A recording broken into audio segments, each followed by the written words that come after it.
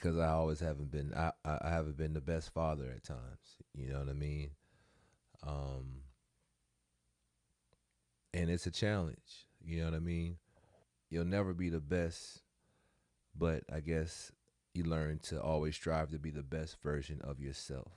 You'll never be perfect, but strive for perfection, if that makes sense. So, you know, I look back at the changes and adaptations I've made, the progressions I've made through life um, as a father. I was just looking at an interview with Big Bank and Woody, um, and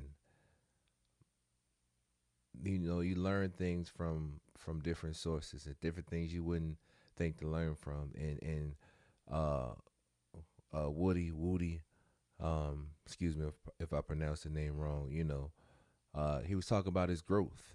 And Bank was talking about how he could see the change in him and seeing him work with the kids and things like that. And everyone can change for the good and for the bad, right?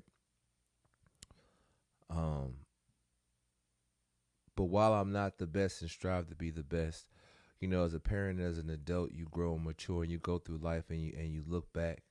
And a partner of mine said, if you 30 or 40 and still hanging on to stuff, um, you're a child or something to that. I can't remember exactly, but you know, Clifton Powell, he was on.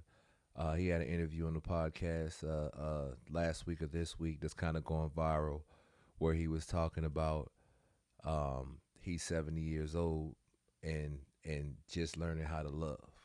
You know what I mean? Um,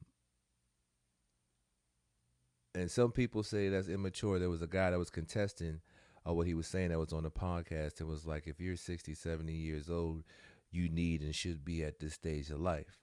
You can't put that on everybody.